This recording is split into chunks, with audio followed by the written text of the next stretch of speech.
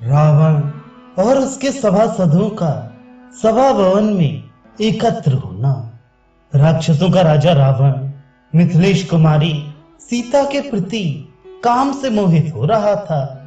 उसके हितैषी सुहृद विभीषण आदि उसका अनादर करने लगे थे, उसके कुकृत्यों की निंदा करते थे तथा वह सीता हरण रूपी जघन्य पाप कर्म के कारण पापी घोषित किया गया था। इन सब कारणों से वे अत्यंत क्रश अर्थात चिंता युक्त एवं दुर्बल हो गया था। वह अत्यंत काम से पीड़ित होकर बारंबार विदेह कुमारी का चिंतन करता था। इसीलिए युद्ध का अवसर बीत जाने पर भी उसने उस समय मंत्रियों और सुहृदों के साथ सलाह करके युद्ध को ही समयोचित कर्तव्य माना। वह सोने की जाली से आच्छादित तथा मणि एवं मूंगों से विभूषित एक विशाल रथ पर, जिसमें सुशिक्षित घोड़े जुते हुए थे, जा चढ़ा।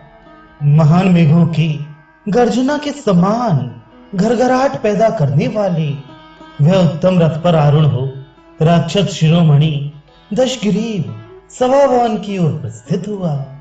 उस समय राक्षस राज रावण के आगे आगे ढाल तलवार एवं सब प्रकार के आयुध धारण करने वाले बहुसंख्यक राक्षस योद्धा जा रहे थे। इस तरह भांति भांति के आभूषणों से विभूषित और नाना प्रकार के विकराल वेश वाले अगणित निशाचर उसे दाएं बाएं और पीछे की ओर से घेर कर चल रही थी।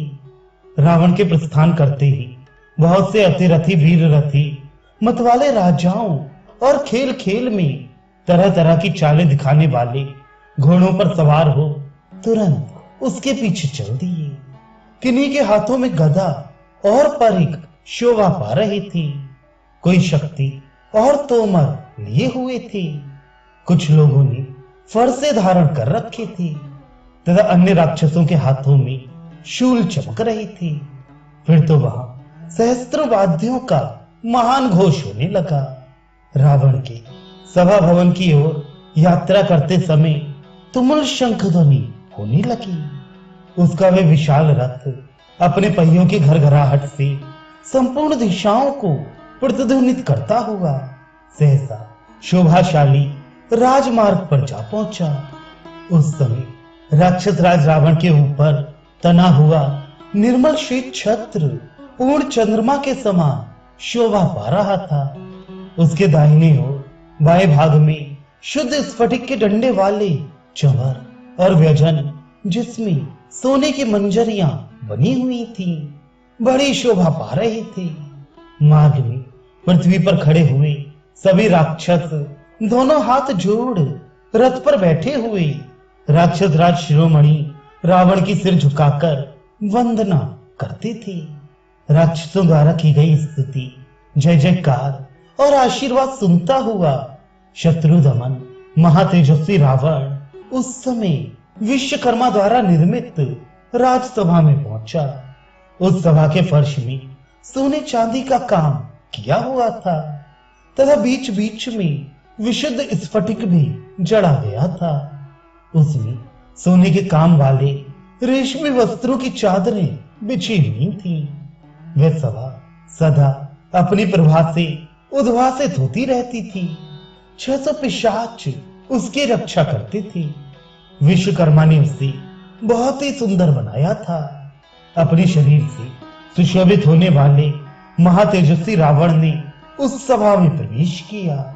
उस सभा भवन में वैधुर्य मणि का बना हुआ एक विशाल और उत्तम सिंहासन था, जिस पर अत्यंत मुलायम चमड़े वाले प्रियक नामक मृग का चर्म बिछा था और उस पर मसनद भी रखा हुआ था।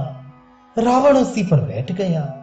फिर उसने अपने शीघ्रगामी दूतों को आज्ञा दी, तुम लोग शीघ्र ही यहाँ बैठने वाले सुविख्यात राक्षसों को मेरे पास बुला ले आओ, क्योंकि शत्रुओं के साथ करने योग्य महान कार्य मुझ पर आ पड़ा है। इस बात को मैं अच्छी तरह समझ रहा हूं, अतः इस पर विचार करने के लिए सब सभासदों का यहाँ आना अत्यंत आवश्यक है। रावण का यह आदेश सुनकर वे राक्षस लंका में सब और चक्कर लगाने लगे। वे एक एक घर, विहार स्थान, शयनागार और उद्यान में जा जाकर बड़ी निर्भयता से उन सब राक्षसों को राजसभा में चलने के लिए प्रेरित करने लगे।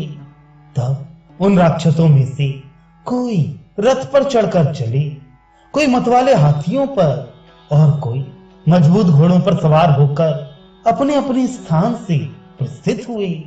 बहुत से राक्षस पैदल ही चल दिए। उस समय दौड़ते हुए रथों, हाथियों और घोड़ों से व्याप्त हुई वह पुरी बहुसंख्यक गरुड़ों से आच्छादित हुए आकाश की भांति शोभा पा रही थी। गंतव्य स्थान तक पहुंचकर अपने अपने वाहनों और नाना प्रकार की सवारियों को बाहरी रखकर वे सब सभासद पैदल ही उस सभा भवन में प्रविष्ट हुए, मानो बहुत से सिंह किसी पर्वत की कंदरा में घुस रहे हों। वहां पहुंचकर उन सब ने राजा के पांव पकड़े तथा राजा ने भी उनका सत्कार किया। तत्पश्चात कुछ लोग सोने के सिंहासनों पर, कुछ लोग कुश की चटाइयों पर और कुछ लोग साधारण बिछौनों से ढकी हुई भूमि पर ही बैठ गए। राजा की आज्ञा से उस सभा में एकत्र होकर वे सब राक्षस राज रावण के आसपास यथा योग्य आसनों पर बैठ गए। यथा योग्य भिन्न भिन्न विषयों के लिए उचित सम्मति देने वाले मुख्य मुख्य मंत्री, कर्तव्य निश्चय में पांडित्य का परिचय देने वाले सचिव, बुद्धिदर्शी, सर्वज्ञ, सद्गुण संपन्न उपमंत्री तथा और भी बहुत से शूरवीर संपूर्ण अर्थों के निश्चय के लिए और सुख प्राप्ति के उपाय पर विचार करने के लिए उस सुनहरी कांति वाली सभा के भीतर सैकड़ों की संख्या में उपस्थित थे। तत्पश्चात यशस्वी महात्मा विभीषण भी एक स्वर्ण जटित सुंदर अश्वों से युक्त विशाल, श्रेष्ठ एवं शुभकारक रथ पर आरूढ़ हो अपने बड़े भाई की सभा में जा पहुंचे। छोटे भाई विभीषण ने पहले अपना नाम बताया, फिर बड़े भाई के चरणों में मस्तक झुकाया। इसी तरह शुक और प्रहस्त ने भी किया। तब रावण ने उन सबको यथा योग्य पृथक पृथक आसन दिए। स्वर्ण एवं नाना प्रकार की मणियों के आभूषणों से विभूषित उन सुंदर वस्त्रधारी राक्षसों की उस सभा में सब ओर बहुमूल्य अगरू, चंदन तथा पुष्पहारों की सुगंध छा रही थी। उस समय उस सभा का कोई भी सदस्य असत्य नहीं बोलता था। वे सभी सभासद ना तो चिल्लाते थे और ना जोर जोर से बातें ही करते थे। वे सबके सब सफल मनोरथ एवं भयंकर पराक्रमी थे और सभी अपने स्वामी रावण के मुंह की ओर देख रहे थे।